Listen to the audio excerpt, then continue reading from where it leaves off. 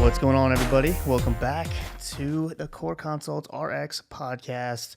I'm Mike Corvino, and with me, as always, is Cole Swanson. And today we're joined by two guests. One new guest and one guy you may or may not recognize. He's been on a couple times now. We have Doctors Kyle and Spencer with us today. Kyle, welcome back, man. It's Spencer, great to meet you. How y'all doing? Thank you. Thanks for having me. Absolutely. Doing great. Nice to be back and see you guys. Yeah, man. Good to see you too. So how's I guess Kyle, we'll start with you. How's life been since you were P4 on the show last time? How's everything going now that you're doing the residency thing and all that? Yeah, I think the last time I was on was April, and I hadn't graduated pharmacy school, but now I matched to PGY1 here at UT Southwestern Medical Center in Dallas, Texas, and that's going great. I'm loving it, doing all the residency things. So, long days, long nights, but honestly, it's been a blast. And currently I'm on my Mickey rotation this month of November. So that's been going great. And, just living the dream, That's awesome, man. What's been your favorite rotation so far? Honestly, so I started off my rotations with Gen Cards or like Cards Consult and back in August. And that was honestly my first cardiology rotation. As a P4, I didn't have any cardiology rotations, but I knew I was very interested in it.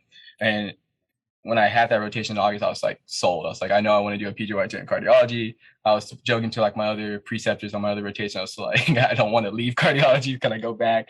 But yeah, my very first rotation was actually awesome. Like the mid-levels were awesome. The attendings were awesome. It was just a great environment. And yeah, it's been a blast just learning all things cardiology so far in that rotation. That's awesome, man. Are you thinking PGY2, staying in cards?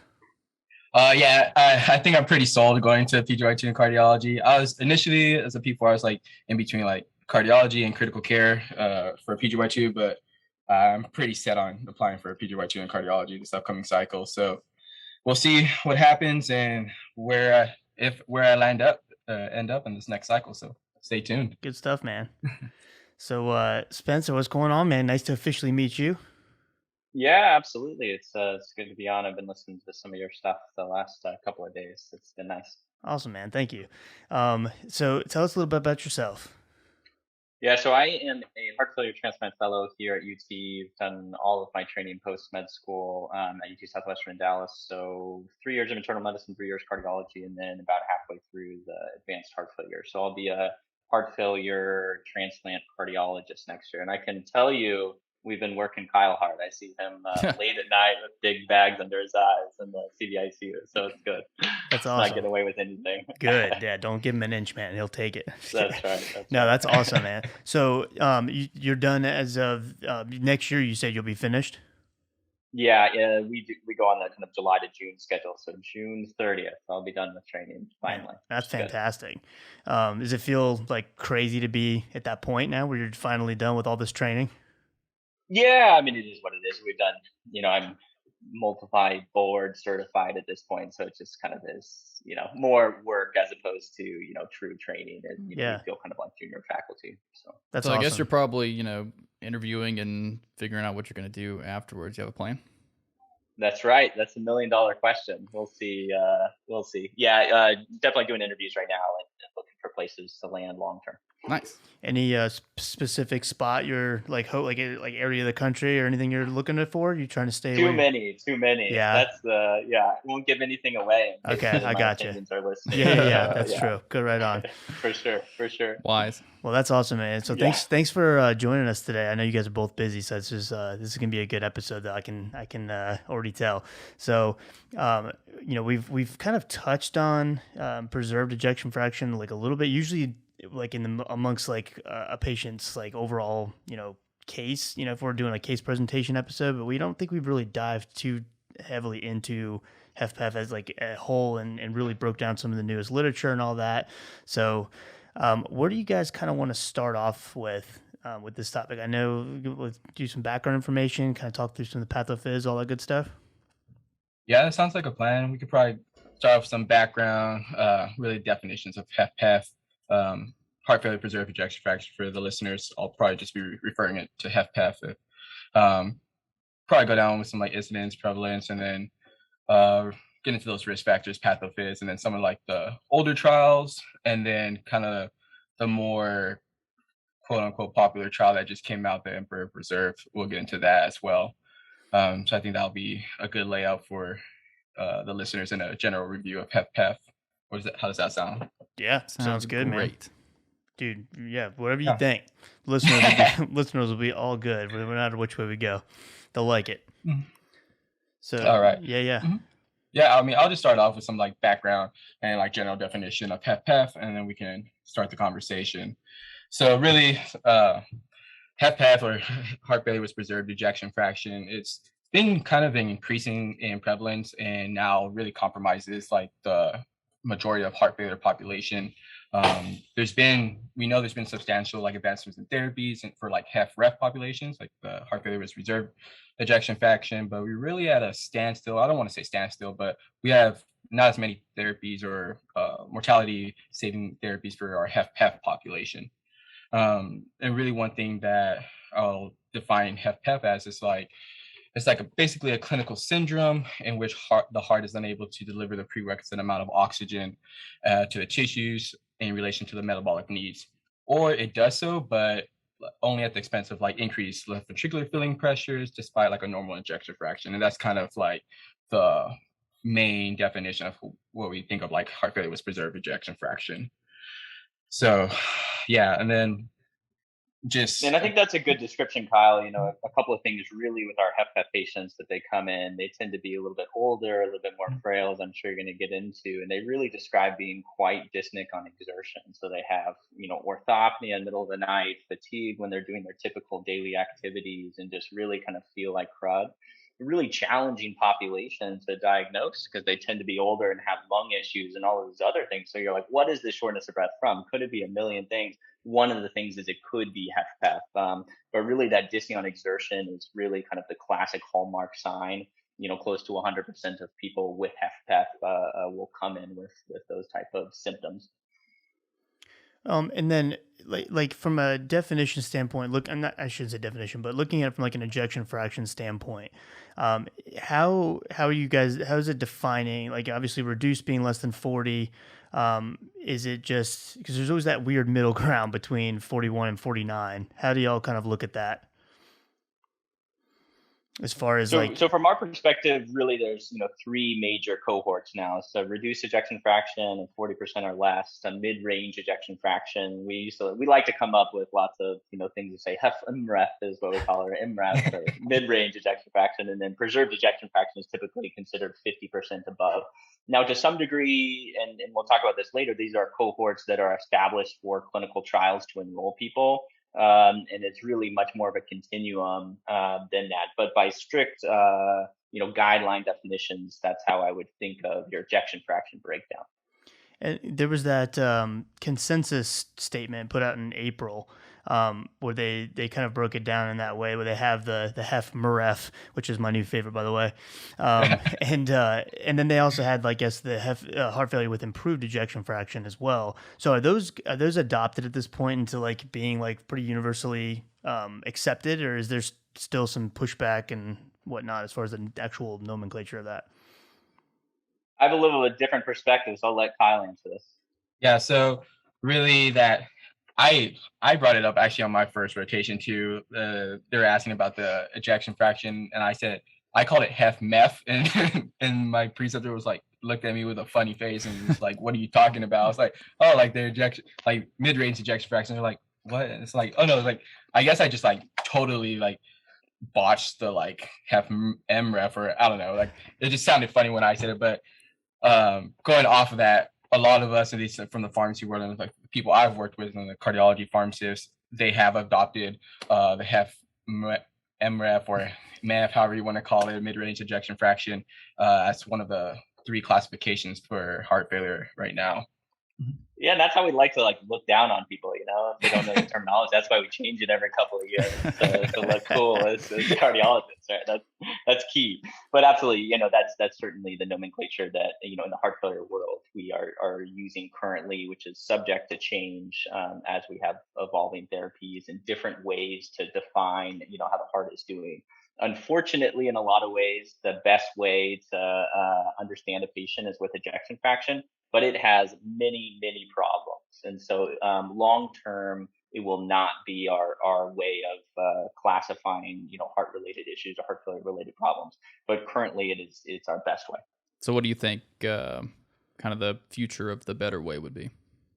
Yeah, so there's lots of, you know, different things that'll kind of happen. So, you know, with the really understanding, you know, where a patient is coming from, and so it's a personalized type of approach. So, you know, from a actual imaging standpoint, when we look at MRIs, we look at strain imaging. We have all these different ways of kind of understanding things. But eventually, it'll be, you know, not what just injection fractions that's the measure on. It is what is your genetics? You know, what are we doing from a proteomic standpoint and whatnot. So it'll be a lot more nuanced and really a kind of personalized medicine approach, which is, I think, the future of many, you know, different fields, but particularly cardiology. Yeah, that's awesome. So, what about this is a little off topic, but you know, we've all kind of seen the New York Heart Association classification, but in that universal definition and classification paper that was put out in April, they talked about stage A through D being like at risk for heart failure, pre-heart failure, heart failure, and advanced. I mean, personally thought that it was kind of an interesting way of looking at it. I kind of like that. What do you guys think of as far as that classification and that staging? So we've gone to this type of staging across cardiology in our different issues. So, you know, valvular heart disease, we do a very similar approach. And I think it really gives context to what is happening in the life cycle of a cardiovascular disease. And, you know, theoretically, can we prevent heart failure from happening? So if someone thinks like, oh, hey, this person is an A now, you know, they're at risk, at least there's some red flags saying, hey, maybe we need to start therapies earlier. And so I agree. I really like it as a conceptual framework for the broader medical community. You know, think about heart failure and other cardiovascular diseases. Because I've always thought, you know, with the New York Heart Association classification, with like, you know, stage one being like no limitation on physical activity and all, it's almost like, well, why are we calling it something that it's kind of hard to like figure out what to do with that information? Again, not obviously not being anywhere near a cardiologist, but it just seems like such a weird way of kind of defining that first group. I like the new at risk or pre heart failure. I think that can also kind of maybe point us in a direction like you're saying therapy wise too, as far as the prevention of that further decline of function and all that. Yeah, and NYJ classes are garbage. Yeah. Okay. So good. Oh, dude, I love it. That's my favorite. Yeah, you're right. Yeah, I love it. Playing into you here. Yeah. Dude, that's great. No, but really, when you think of like how somebody does, and you know, they use in a lot of trials, but the NYJ improved from 3 to 2. It's so subjective, like you're saying, and so really, you know, you look at correlations, and you know, the R values are terrible with, you know, actually objective data, 6-minute walk test, KCCQ, or other type of patient-reported outcomes, which is kind of a big focus in cardiovascular research right now, is how do you integrate true patient-reported outcomes as opposed to just NYHA classes. You've got Mike really excited because now he can add in a new slide for his PA students, and it can just be the New York Heart Association classifications, and then just garbage in all caps right underneath. There's just a big garbage can. Yeah, that's big garbage.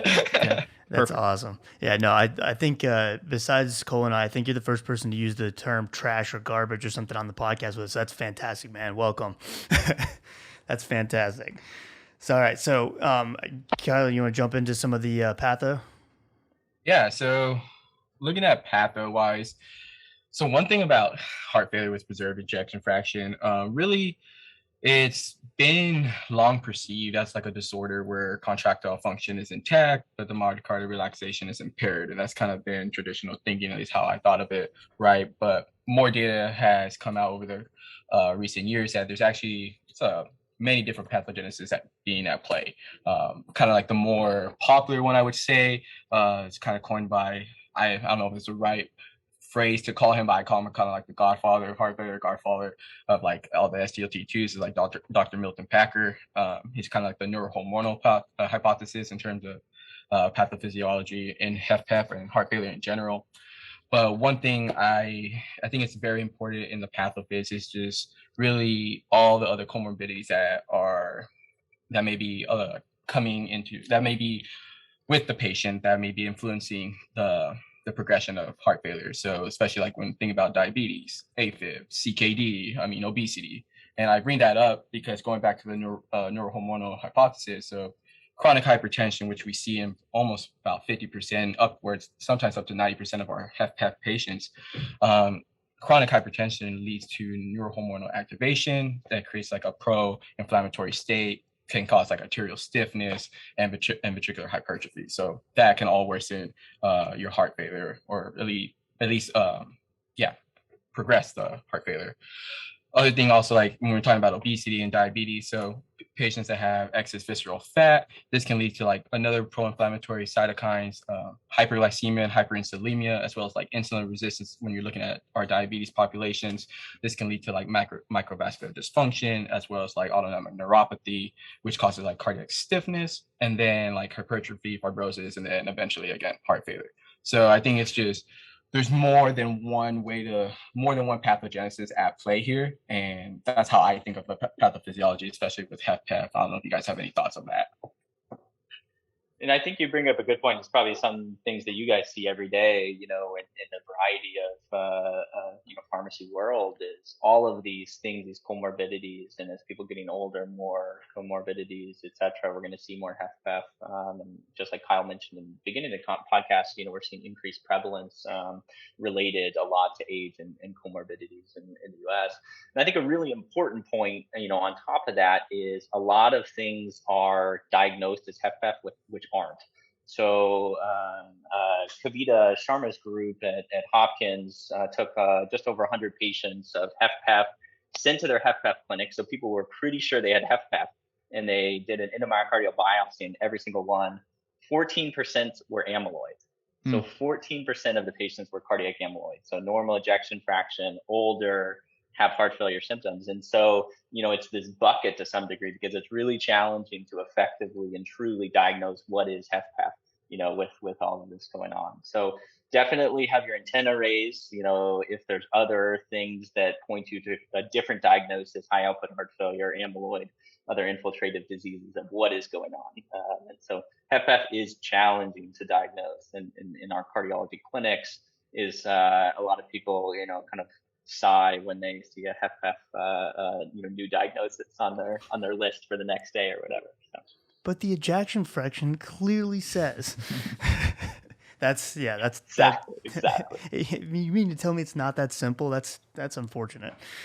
But yeah, that's interesting. And you said it was 14% of them were amyloid? That's correct. Okay, Yeah. wow. Yeah. 14%. Interesting.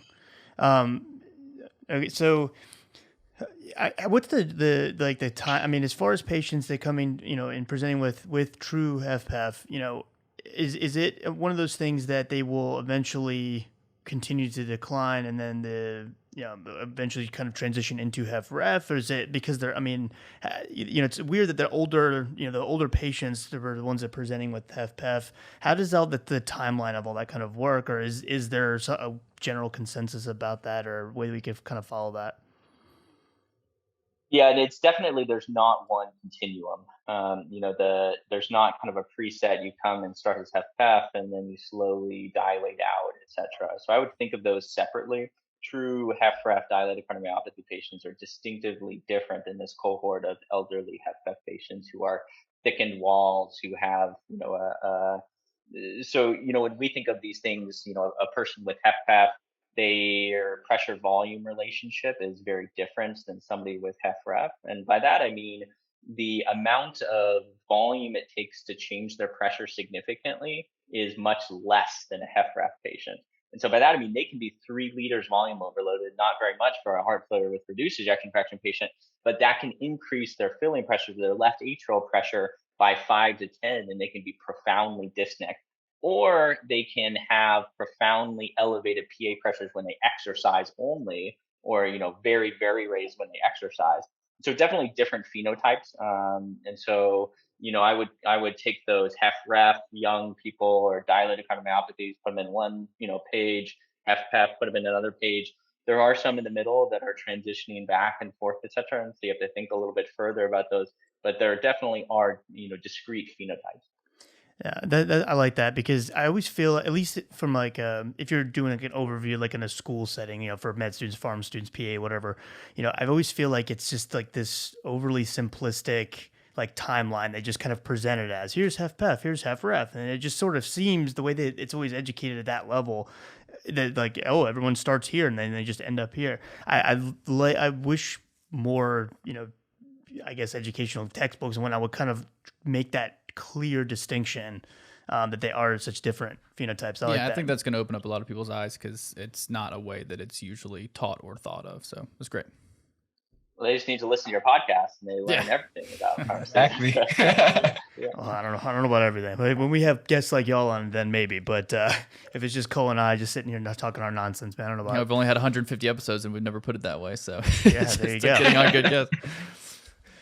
So, what about, going into some of the standards of care as of now, that have been around for, we know with HFrEF, we have all these different studies that have showed like reduced mortality and, hospitalizations, blah, blah, blah. Not quite the same data we see with HFpEF. So how is it kind of thought of, or has it been thought of, up until, now? How do we kind of think of standards of care for HFpEF? What do you think? So really how I approach it, or at least what I think in my mind, I kind of try to first think of like a functional capacity, how we can increase that quality of life, kind of like daily exercise, all that non-pharmacological at first, just because there's been multiple trials that we can go through here in a bit, like starting from iPreserve in 2008. Now we have preserved HF that just got released as well, and Emperor preserved in 2021 too, that really hasn't been great data, like you alluded to, Mike, on pharmacological options that we can use to improve mortality. But that may be changing here soon. So when I come across like a HFpEF patient, or like an outpatient ambulatory care or a cardiology clinic that I've been in, it's just more for me, it's like, how can I increase their functional capacity, their quality of life, all the non-pharmacological and lifestyle modifications. That's kind of like my first thoughts. And can you tell us a little bit about those? You mentioned iPreserve and TopCat, and I don't think people are as familiar with them because they're probably more familiar with the Heff Ref Trials. So tell us a little bit about those. Yeah, for sure. So iPreserve got published, I believe, in like 2008, and they had around like 4,100 patients with really enrolled patients with like an ejection fraction of 45% or more, and back to those NYHA classes like of 2, 3, and 4. And then also, if you had signs and symptoms of heart failure, you were also included in the trial. And it looked at valsartan, which is the ARB, versus a placebo.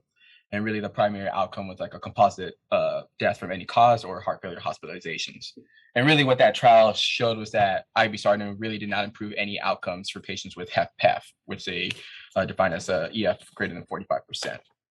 A couple years later, TopCat, kind of similar trial, except it's a different agent, kind of one of our most, I think, popular trials before all these like SGLT2 inhibitors came out in terms of like HFpEF possible therapies. And this was with the spironolactone versus placebo. And it was also another like randomized controlled study that got published in 2014, and looked at what spironolactone would have effect on any mortality benefit in HFpEF population. It had a pretty decent sample size, again, like 3,400, EF greater than 45%, and NYHA's class 2, 3, and 1, 2, and 3, I mean. And what this trial actually showed was that spironolactone did not impact the time until first hospitalization for heart failure exacerbation, nor did it have any influence on mortality.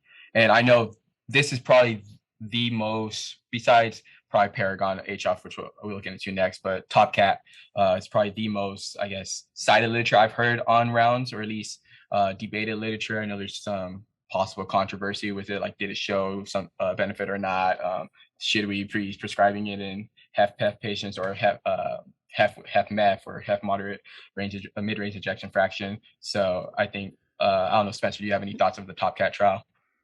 Yeah, and I think just a couple of things going back to your earlier question of what is the standard of care, before these couple most recent trials. And really, there is no standard of care for everyone who has a prescription. That's exactly what you're saying, Kyle.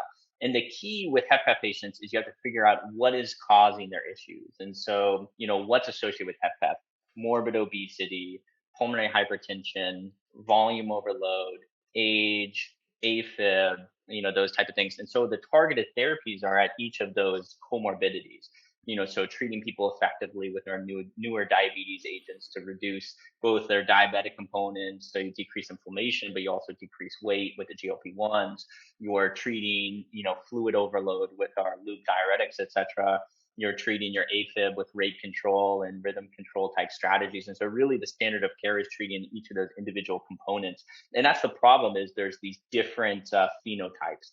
So if you want to ever read a lot more about HFpEF, probably more than you ever want to know, there is a gentleman, physician attending at Northwestern, Dr. Shaw, and his Twitter handle is @HFpEF, so it's pretty easy to get to. But utterly, one of the probably most brilliant people in the HFpEF world, and really he talks about these different phenotypes, and our therapies need to be targeted towards which bucket of HFpEF patient we're dealing with.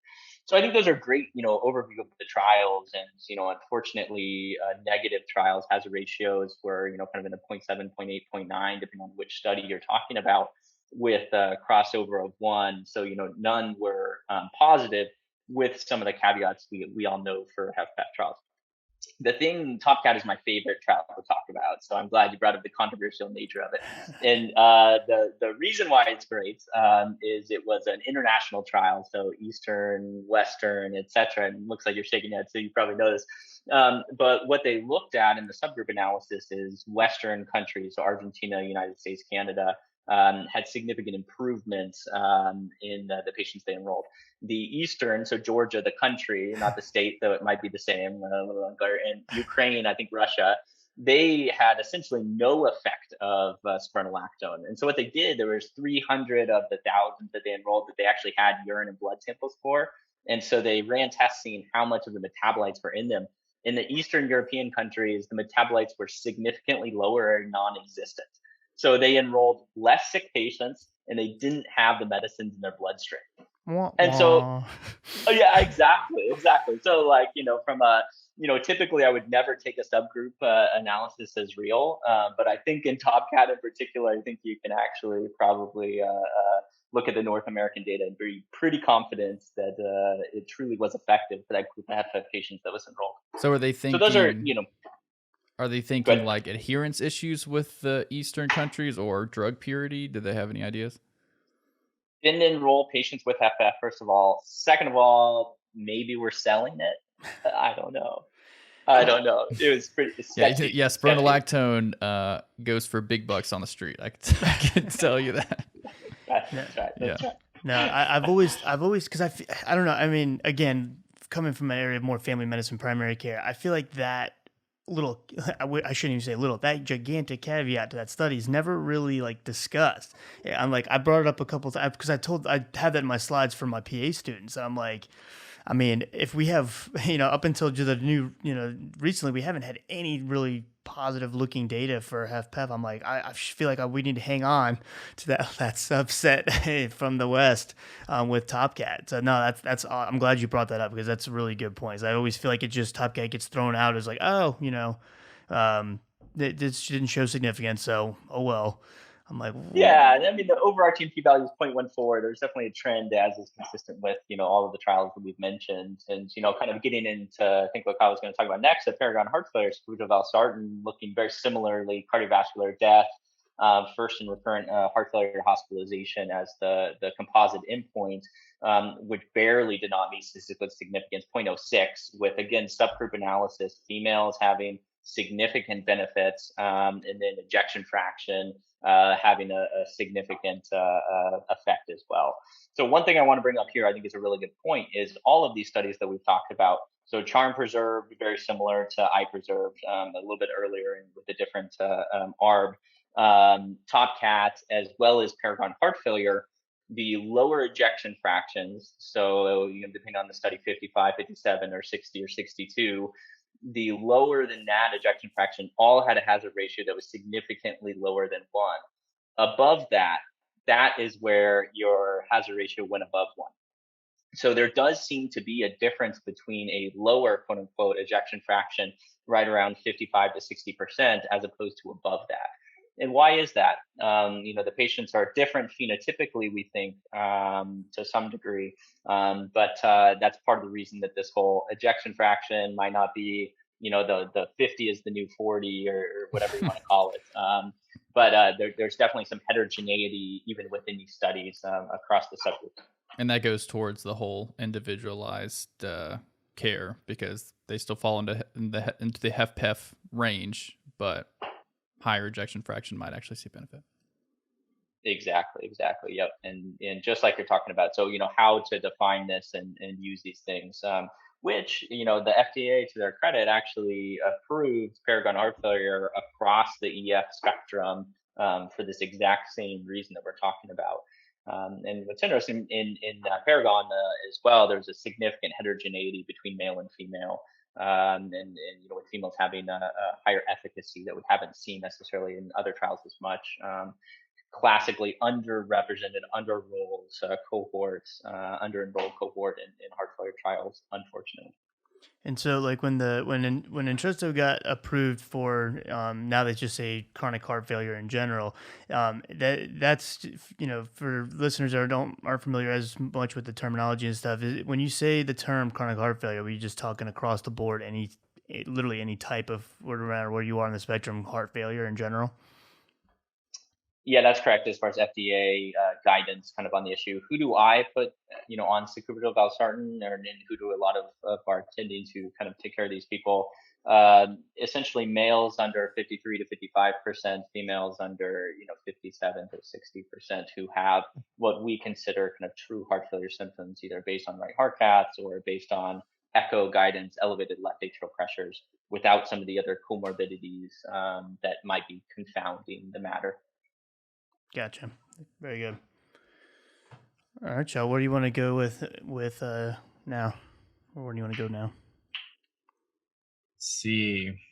Spencer, you just want to briefly touch on, I know you mentioned like the last 2 trials that got presented in Heart Failure Society of America probably this month on like preserved HF and Solus real quick. And then let's talk about Soloist, which came out in 2020 before we talk about Emperor Preserved.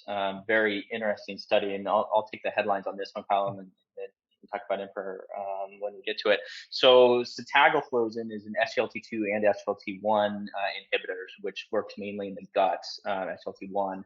And so what they did is they enrolled recently hospitalized heart failure patients. Unfortunately, they ran out of funding, so had to stop enrolling. Didn't meet all of their criteria, which is going to affect some of the outcomes. Ended up enrolling 1,200 patients, so still a reasonably sized trial. Only followed them for 9 months. Primary endpoint of cardiovascular death or first heart failure hospitalization. They enrolled people across the EF spectrum, so didn't have a 40% or lower cutoff like a lot of our heart failure trials do, and was a profoundly positive trial for their primary outcome. So positive overarchingly and positive across the EF spectrum, with a hazard ratio of less than 0.5 for the HFpEF patients. So recently hospitalized HFpEF patients, sotagliflozin appeared to have a significant effect on the heart failure hospitalization in particular, but also a little bit of cardiovascular mortality. So definitely an exciting trial. It didn't meet the criteria that we would use to say, hey, this is guideline changing, but definitely set the table for Emperor Preserved and some of our other trials that are upcoming, and really made people eager to see the results at ESC where Emperor was presented earlier this year. Nice. So I think that kind of flows nicely. Oh, good. I was just going to say, so about 1,200 patients, a little bit smaller than like some of the top cat and whatnot. You think that's because it had to be shortly post-hospital that they were enrolled and it wasn't just anybody with HFpEF? Unfortunately, it was because of funding issues. Mm, So okay. they actually had their funding pulled, both for enrollment and for longevity of following them as long as they wanted. Gotcha. So that was the main issue. Is sotagliflozin approved in? Because it's not. It's not approved in the States, but is it approved in other countries that you know of? Great question. I actually don't know the answer to that. I would like to know, but yeah, not approved yet. Got you. I'm not sure either. And the actual like secondary outcome of cardiovascular death, you said that one was not significant in that trial, statistically speaking, correct? Yeah, and really, what they looked at is just this composite endpoint. The absolute risk reduction for mortality looked promising, but unfortunately, based on what we have, could not make firm statements in that regard.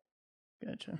I feel like a lot of the not, I shouldn't say recent, but some of the more recent, I guess you could say, the studies that have come out, it's like hospitalization, seems to be the driving factor for the primary composite. We saw that with like ivabradine and with Heff Ref and, with vericiguat. I just feel like it's like the hospitalization part, it's like we can figure that out, but somehow we can't.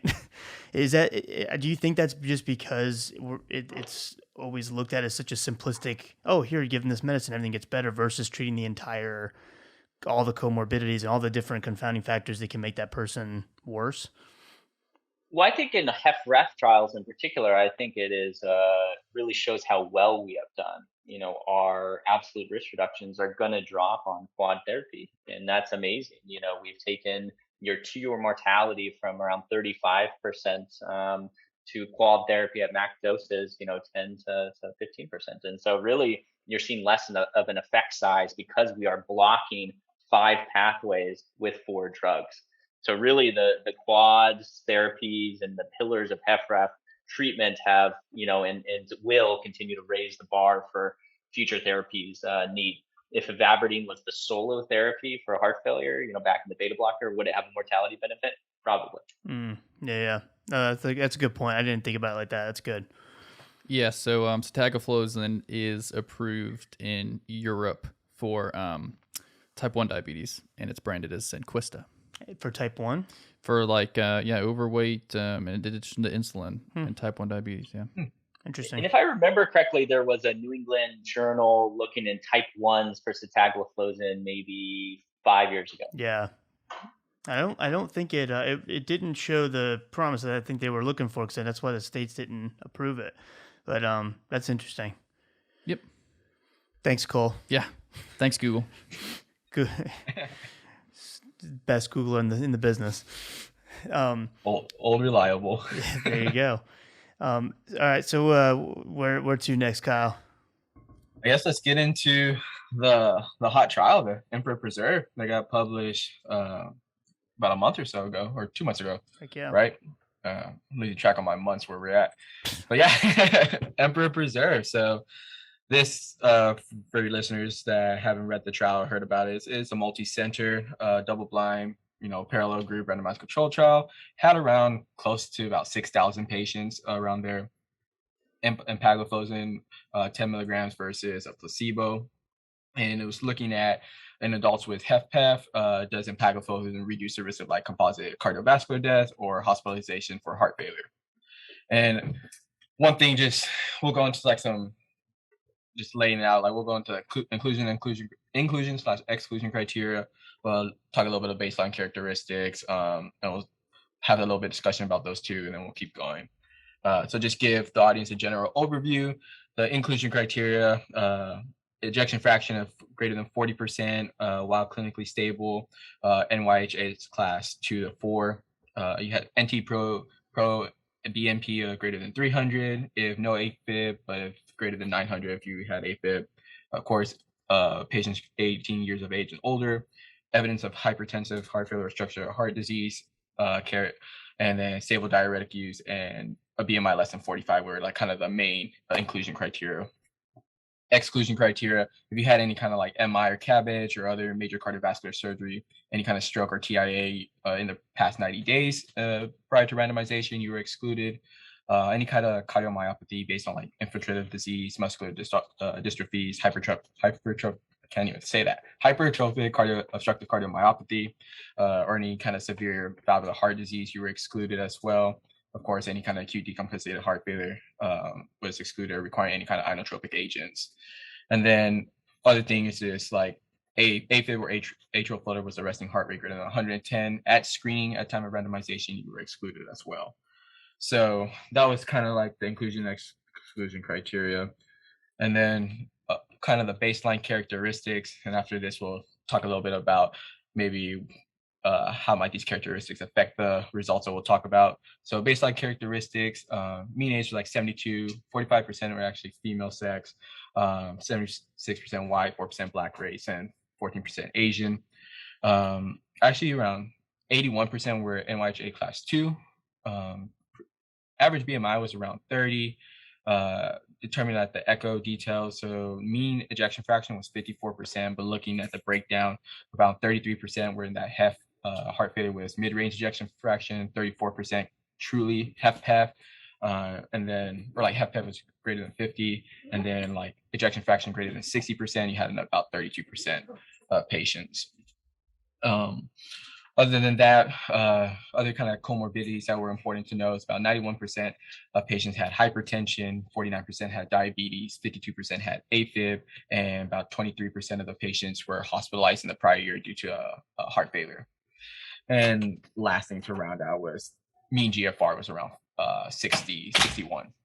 So I guess I'll just open up the floor to any kind of like characteristics you think that are notable, or things that you guys noticed that may like affect the results, or you just thought were interesting to point out.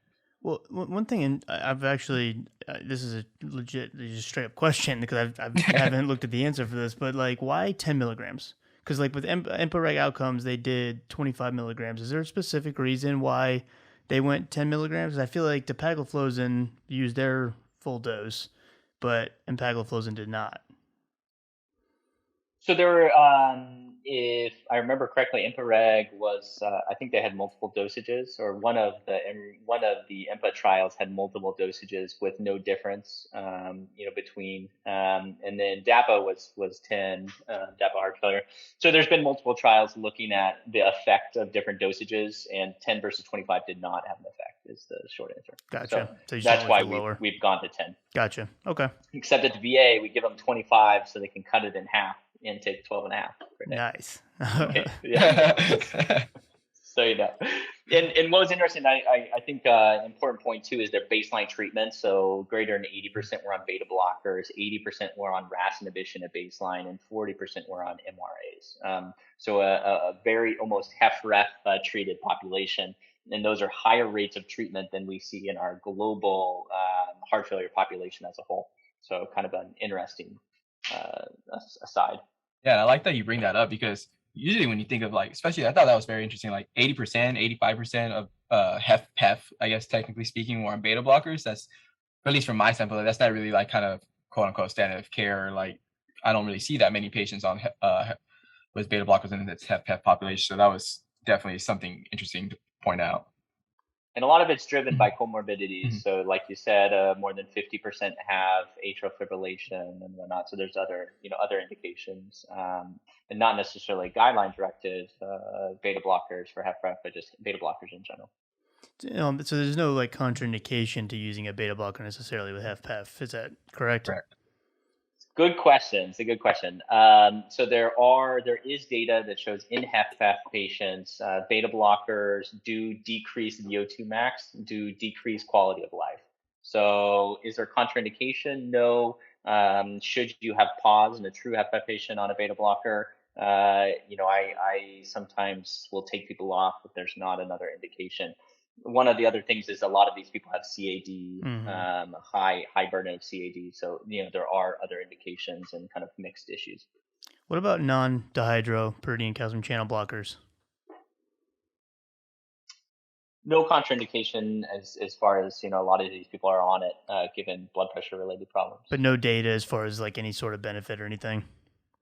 Not that I know of. Okay. It's been looked at HFrEF with mm-hmm. a slight, negative effect mm-hmm. or a slight issue, but not that I know of in HFrEF. I'm sure it's been looked at. I just don't know the data, which makes me think it's negative. Yeah. Okay. Yeah, good. So I guess we'll get into some of the results of the trial, and then we'll discuss some of these interesting findings. So really the reporting from the trial, looking at the primary outcome was deaths from cardiovascular causes or hospitalization for heart failure. And what they saw was looking at the comparative versus placebo, and the primary outcome was 13.8% versus 17.7% with a hazard ratio of like 0.79. Statistically significant was like confidence interval like 0.65 to 0.9. Of course, p-value was less than 0.05. Calculated number needed to treat was 30 on the primary outcome, so looking promising. Secondary outcomes was hospitalization for heart failure and deaths from from CV causes. Looking at hospitalization for heart failure, it was 8.6% versus 11.8% with a hazard ratio of 0.71. Confidence interval of 0.6 to 0.83 was the number needed to treat at 31. And then the secondary outcome was deaths from CV causes, and that was a 7.3% versus 8.2%, hazard ratio of 0.91, and 95% confidence interval of 0.76 to 1.09. So across one on that one. And then really looking at the adverse events, they looked at patients with any kind of like serious adverse events. It was really like 47.9% versus 51.6%, really not statistically significant. Genital infections, a little bit more, of course, in the empagliflozin was 2.2% versus 0.7% in the placebo. Hypotension, 10.4% versus 8.6%. And then symptomatic hypotension was the other one they looked at, and it was basically the same, like 6.6% versus like 5.5%. So I guess we can have a little discussion on like any interesting findings, anything that stood out to you in terms of the trial findings. Well, and I think it was interesting too because the decline in EGFR was also statistically significantly. The decline was less in the patients that were on empagliflozin, which I think is, even though numerically it's not that big of a difference, but protecting the kidneys during with everything else that's going on and the patient, I feel like is a good side benefit to it. Did they look at any absolutely. Did they look at any threshold for the ejection fraction where they didn't see benefit above a certain? Because I know that mentioned that the 40 to 50% range had the greatest. Does it seem like the higher the ejection fraction, the less likely they are to have benefit? And you just set up on a platter. I love it. So a couple things before I get to that, because I think it's a really important point. The first is that at 18 days is when we first saw statistical significance. 18 days only. And so, starting therapy is important, but also remember not starting therapy has a consequence. So if you have a HFpEF patient and you don't start them on an SGLT2, you cause them to have an increased risk of heart failure hospitalization.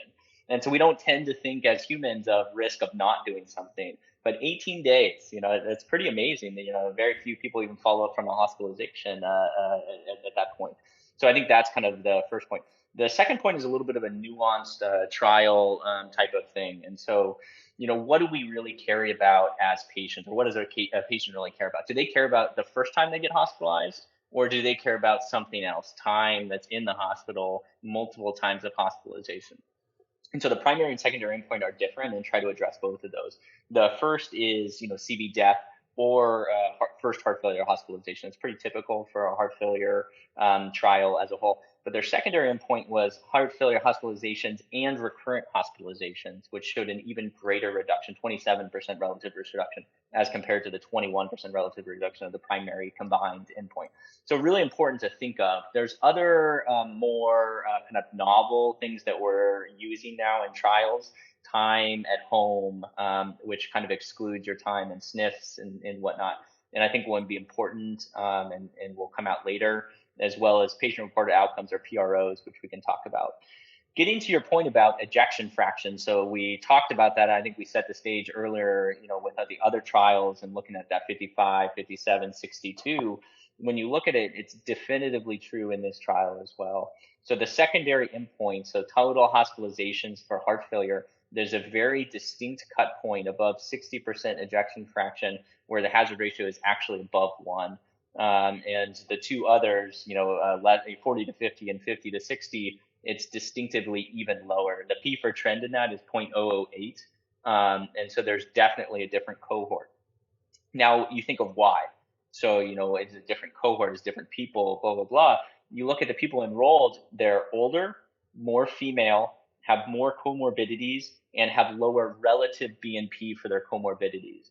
And so NT-pro is associated with heart failure, but it's also associated with AFib. So if you have more AFib, you should have higher NT-pro BNPs for the same quote unquote heart failure severity. And so these people had similar NT-pro BNPs, but more comorbidities, including AFib. And so we think probably a different cohort that had less HFpEF, more other comorbidities driving shortness of breath and heart failure type symptoms. And that's true when you look at similar findings side by side between PARAGON as well as Emperor Preserve. So there's definitely attenuation at the upper ejection fractions across these studies. So very, very interesting. And yeah, the baseline blood pressure in the treatment arm was like 131 and some change systolic. I mean, that seems like a very reasonable average blood pressure. I mean, I don't know. I mean, a lot of patients that are coming in my clinic are not coming in with systolics at 131 when they're on, So I feel like I'd be really curious to see what this study would look like with a cohort of more sick patients or I guess sicker, I should say, to see if the results would be more profound or if they would just kind of look similar. And the hard part is you're thinking of it as a Heff Ref study. The Heff Ref study certainly lower blood pressure is sicker, and the HFpEF studies, that is a HFpEF patient. Okay. 90-something% have hypertension. This is a classic HFpEF patient that you're describing. And so I think the enrollment was pretty reasonable for real life HFpEF patients. Not all, but I think pretty reasonable. Good. So are you starting this in any patient with HFpEF with that Absolutely. ejection fraction? Absolutely. Yeah. And we were already, for the record, if we could get the insurance company to pay for it, we were prescribing it, using it for any indication that we could as a whole. No, go ahead. Sorry. Oh yeah, and just your question of who do we start it in? Any diabetic that has risk factors. Some studies out of our center, particularly if you have elevated NT-pros, not even to this level, but moderately elevated troponins. We've shown that starting therapies earlier in that risk profile patient prevents heart failure and is significantly better for the patient. So we start them as soon as we can across the cohort.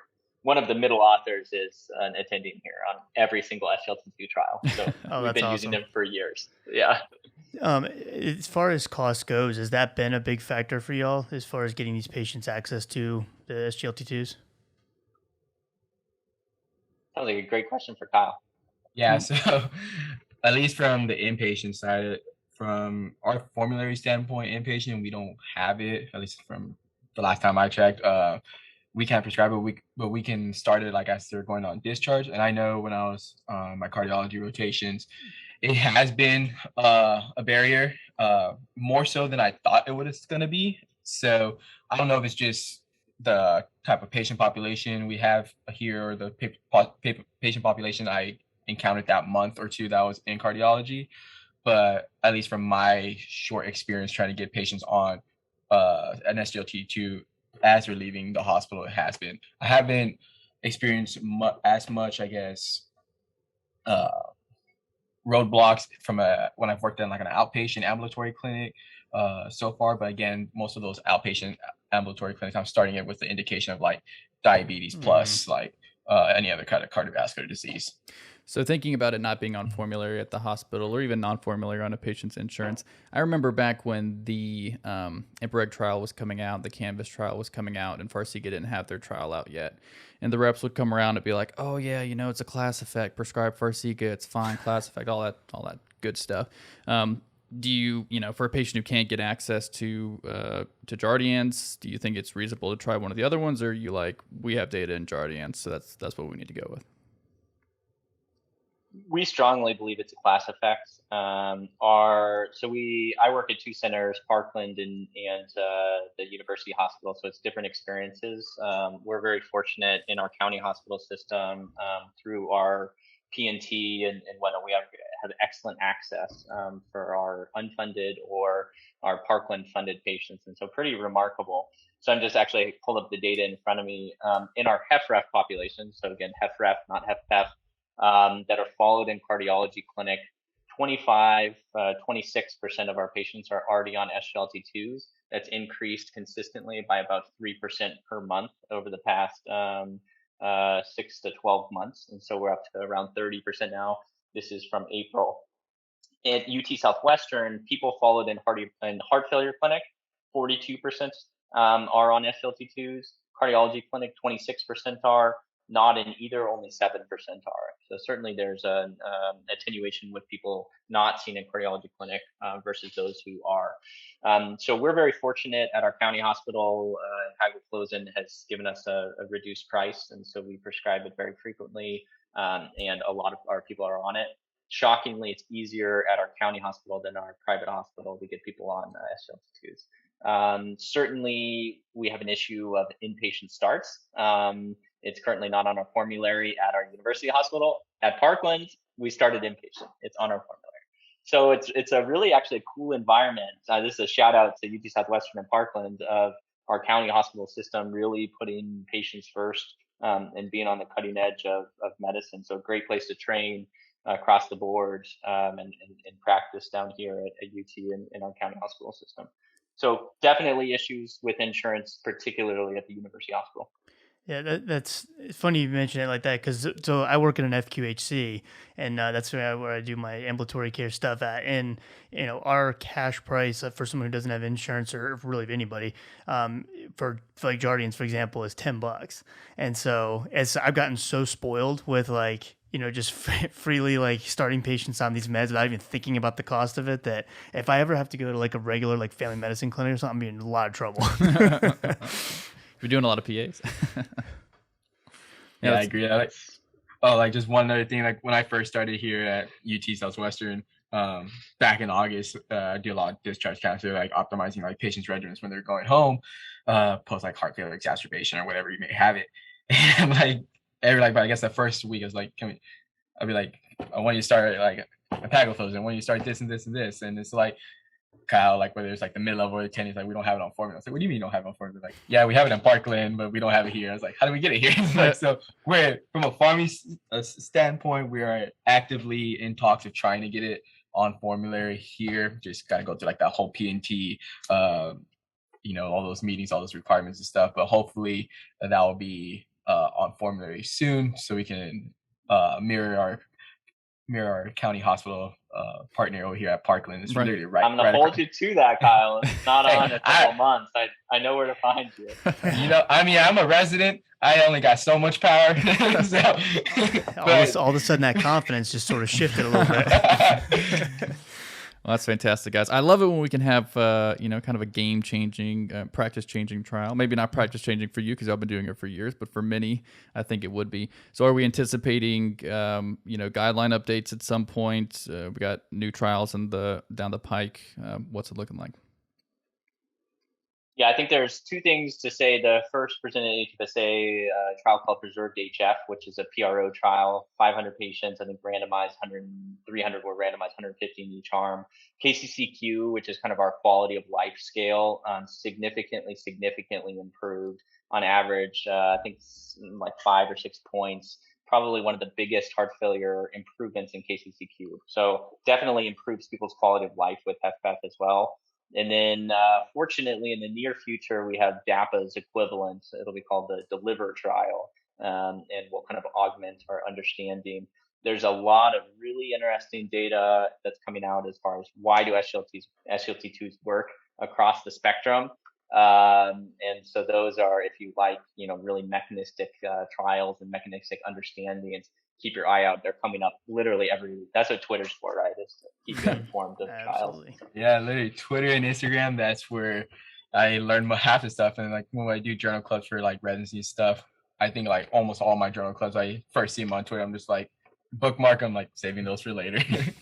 But go ahead. I was gonna say I'm glad I actually used you as an example. I gave a talk at for like our local MUSC's APHA chapter. I used you as an example of why I think more students should be using Twitter and things like that, as opposed to this idea of like, oh, you need to cancel your social media because God forbid a residency program see you doing something stupid. I'm like, well, or just don't do something stupid maybe, and then you don't have to worry about it.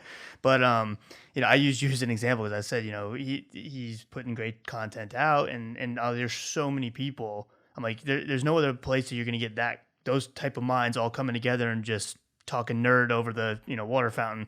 It's just one of those things that. I don't know. I really believe that. It's something I feel like I've said a gazillion times on this podcast, but it's. I'm glad that to hear it echoed by other healthcare professionals. It's good. Yeah, I totally agree. I mean, that's how we got connected, Mike, through Twitter or Instagram. Through the gram.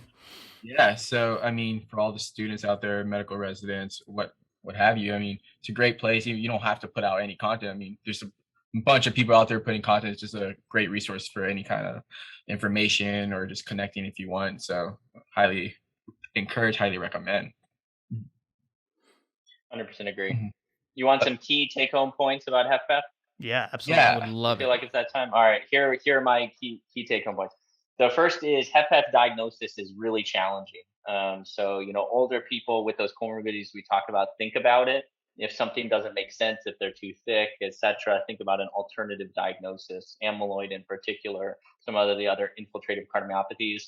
Reach for a right heart cath or an exercise right heart cath if you can't find the answer based on an echo. So that's kind of our first teaching point, is really you have to work to diagnose sometimes.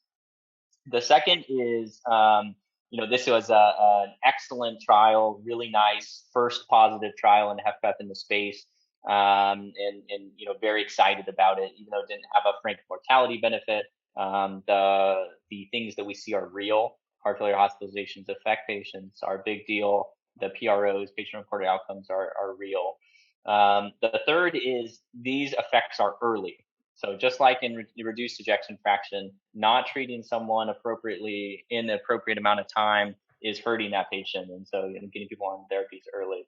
And then, I think there will be a new paradigm of ejection fraction. So this understanding of heart failure in the future is, less echo guided and more kind of comprehensive care. And hopefully we can get away from that one number on echo that everyone kind of focuses on. That's good. What are yours, Kyle? What do you got? That's awesome. Take away? I don't know if I can top that, but I think one key thing I would like our learners just to be aware of, you kind of alluded to about a couple minutes ago, Spencer, is just the mechanism at least of how SGLT2s may exert its effect. So really, right, they were studied and brought into market because it was supposed to be an awesome diabetes drug, because it helps reduce reabsorption of filtered glucose in the tubular lumen and all that good stuff, right? But as more data is coming out, actually SGLT2s work in numerous different ways. I mean, from helps upregulation of SIRT1 and downstream effects, which can lead to reduce oxidative endoplasmic reticulum and reduces myocardial stress. That can also interfere with the sodium hydrogen exchange in the heart and kidneys, which can limit sodium avidity, as well as cardiomyocyte injury. And then another pathway that is thought to affect is reduced mass and biological activity of adipose tissue. And that goes back to something like the pathophys, where it's it can help reduce inflammation and decrease microcirculatory dysfunction, which thus all this working together helps slow the cardiopathic process and reduce serious heart failure events. So again, this is all new stuff coming out for those that I think, again, Milton Packer put out a awesome review. I think it was this year, in August, looking at SGLT2 inhibitors in both HFrEF and HFpEF. It was in a JACC, I believe. I can, when this episode gets released, I'll link this, that article to the podcast as well, too, on Twitter for those, if anyone wants to read it. But I think it's a very interesting viewpoint. So yeah, SGLT2s, just know different mechanisms and how they work to reduce the cardiopathic process and help in HFpEF and HFrEF. So I think that's one of my biggest takeaways also. And HFrEF. HFrEF, HFmEF, something like that. You just got it down now. I like taught one thing today. That's good. That's good stuff. So obviously, if you're going to be linking stuff, Kyle, tell people where to find you on Twitter. Yeah, so on Twitter, you can find me at kfischer_10. That's Fischer was an Fischer. I don't know why my last name's spelled like that. Just accept it. I mean, but yeah. Like then, the bird, I think. Yeah. King And then exactly a Kingfisher. And then Instagram, it's not the same. I should have kept it consistent. I don't again. Classic rookie mistake. Exactly. But shout out to Mike though for making me get an Instagram too. This was almost a year going on, and that's where I've been posting a lot of my infographics. So I got a lot of good feedback from your listeners and followers too, Mike. But yeah, Instagram is at KG Fisher X. It's supposed to be like, yeah, it's supposed to say like RX at the end, but like the Fisher on the R's and the X, something like that. I don't know. Right on. Something like that. It sounded really good in theory, and so yeah. Then like, I created it, and I'm like, I don't know, like oh no, it's too late. It's already up. Yeah. That's awesome. The 10th, it's a Roman numeral. Yeah. Kingfisher 10. No, that's good. I am glad you got on the gram. I feel and the reason I always push that is just because I feel like that younger generation, the early 20-year-olds or whatnot are more on that platform. So since that's the next generation to educate, that's why I push that one. But I think Twitter also is such a useful tool that a lot of people that in the younger group don't take advantage of. So yeah, I'm a big believer in both of them. Just different styles of it all.